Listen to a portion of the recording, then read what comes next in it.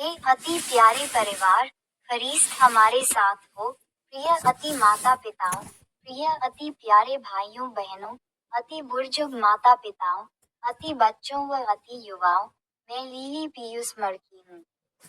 आज नवंबर महीने का 23वां दिन है। फरिश्त राजा का पर्व है। प्रार्थना 1।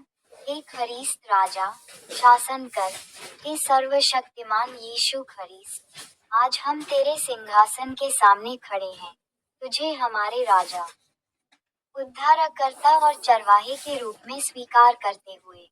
तू वही है जिसने हमें अंधकार से प्रकाश में बुलाया, बंधनों से स्वतंत्रता दी और पाप से मुक्ति दी। हे फरिश्त राजा, हम अपने हृदय, अपने परिवार, अपने समुदाय और इस संसार के ऊपर तेरा अधिकार स्वीकार करते हैं। जहाँ भय है, वहाँ शांति दे। जहाँ विभाजन है, वहाँ मेल मिलाप दे। जहाँ घृणा है, वहाँ प्रेम का राज्य स्थापित कर। तेरा राज्य सत्य, न्याय, दया, नम्रता और अनुग्रह का राज्य है। हमें ऐसा जीवन जीने दे कि लोग हमें देखकर तेरी महिमा, तेरी रोशनी और तेरे प्रेम को पहचाने। यीशु, आज, कल और सदैव हम तुझे अपना राजा घोषित करते हैं। हमारी इच्छा नहीं, तेरी इच्छा पूरी हो। आमेन। प्रथम बाइबल पद पर बोले। स्तोत्र पाठ अध्याय से पद संख्या 4 व 5 में बोले। धन्यवाद करते हुए उसके फाटकों में और स्तुति करते हुए उसके आंगनों में प्रवेश करो। उसका धन्यवाद करो और उसके नाम को धन्य कहो, क्योंकि यहोवा भला है, उसकी करुणा सदा की है और उसकी सच्चाई पीढ़ी से पीढ़ी तक बनी रहती है। और यह वचन हमें सिखाता है कि परमेश्वर की उपस्थिति में जाने का सही तरीका कृतज्ञता है। हम उसकी उपस्थिति में शिकायतों के साथ नहीं, बल्कि धन्यवाद के साथ प्रवेश करें। यहाँ परमेश्वर की स्तुति के 3 कारण बताए गए हैं। वह भला है, उसकी करुणा अनंत है और उसकी सच्चाई कभी नहीं बदलती। संदेश, चाहे परिस्थितियां कैसी भी हों, हमारे पास हमेशा परमेश्वर को धन्यवाद देने का कारण होता है। जब हम उसकी भलाई पर ध्यान केंद्रित करते हैं, तो हमारा दृष्टिकोण बदल जाता है और हम सकारात्मकता से भर जाते हैं। आराधना केवल रविवार की रस्म नहीं, बल्कि हृदय की अवस्था है। अनुवाक्य, कृतज्ञता ही परमेश्वर की उपस्थिति में प्रवेश करने की कुंजी है। निवेदन, हे प्रभु, मेरे होठों पर हमेशा तेरी स्तुति बनी रहे। प्रार्थना, हे हमारे भले और सच्चे पिता, मैं धन्यवाद के साथ तेरे पास आता हूँ। तूने मेरे जीवन में जो उपकार किए हैं, उनके लिए मैं तेरा आभारी हूँ। तेरी करुणा जो कभी समाप्त नहीं होती, उसके लिए तुझे धन्य कहता हूँ। आमीन। द्वितीय बाइबल पद पर बोले। यशायाह ग्रंथ अध्याय 26 पद संख्या 3 में बोले। जिसका मन तुझ में धीर है, उसे तू पूर्ण शांति के साथ रक्षा करता है, क्योंकि वह तुझ पर भरोसा रखता है। अर्थ, ये बाइबल के सबसे सांत्वना देने वाले वचनों में से एक है। धीर मन का अर्थ है ऐसा मन जो भटकता नहीं, बल्कि परमेश्वर पर टिका रहता है। जब हम अपनी समस्याओं के बजाय परमेश्वर की सामर्थ्य पर ध्यान लगाते हैं, तो वह हमें पूर्ण शांति देता है, ऐसी शांति जो समझ से परे है। संदेश, अशांति का कारण अक्सर यह होता है कि हमारा ध्यान हमारी परेशानियों पर होता है। परमेश्वर वादा करते हैं कि यदि आप अपना फोकस उन पर रखेंगे, तो वह आपकी मानसिक और आत्मिक रक्षा करेंगे। भरोसा ही शांति की नींव है।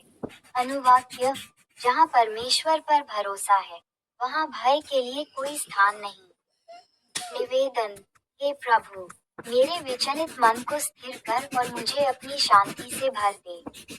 प्रार्थना, शांति के राजकुमार, मेरा मन अक्सर चिंताओं से घिर जाता है।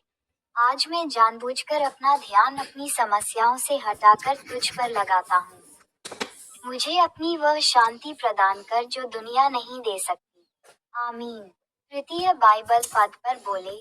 प्रथम पत्रस का पत्र अध्याय 5 पद संख्या 7 में बोले, अपनी सारी चिंता उसी पर डाल दो, क्योंकि उसको तुम्हारा ध्यान है। अर्थ, यह वचन हमें एक बहुत बड़ा निमंत्रण देता है, बोझ उतार फेंकने का। डाल दो शब्द का अर्थ है पूरी तरह से सौंप देना, वापस लेने के लिए नहीं। कारण बहुत सुंदर है, उसको तुम्हारा ध्यान है। सृष्टि का रचयिता व्यक्तिगत रूप से आपकी परवाह करता है। संदेश, चिंता करना ये दिखाता है कि हम खुद को परमेश्वर से ज्यादा सक्षम समझते हैं। विनम्रता इसमें है कि हम स्वीकार करें कि हम सब कुछ नहीं संभाल सकते और अपनी चिंताओं को उस परमेश्वर को सौंप दें जो हमें संभाल सकता है। आप अकेले नहीं हैं। अनुवाक्य, परमेश्वर की परवाह हमारी चिंताओं से कहीं अधिक बड़ी है। निवेदन, हे पिता, मुझे चिंता मुक्त होकर तेरे भरोसे में जीने की कला सीखा। प्रार्थना, हे दयालु परमेश्वर, मैं आज अपनी नौकरी, परिवार, स्वास्थ्य और भविष्य की सारी चिंताओं को तेरे चरणों में रखता हूँ। मैं बोझ ढोने से थक गया हूँ। कृपया मुझे विश्राम दे क्योंकि मुझे विश्वास है कि तू मुझे संभाल लेगा। आमीन। आखिरी बाइबल पद पर बोले, संत मार्कुस का पवित्र सुसमाचार अध्याय 6 पद संख्या 1 से 3 में बोले, यीशु वहां से चलकर अपने देश में आया और सबत के दिन वह आराधनालय में उपदेश करने लगा। क्या यह वही बढ़ई नहीं जो मरियम का पुत्र है? और उन्होंने उसके विषय में ठोकर खाई। अर्थ, यहाँ हम देखते हैं कि यीशु के अपने ही शहर के लोग उन पर विश्वास नहीं कर सके। क्यों? क्योंकि वे उन्हें बचपन से जानते थे।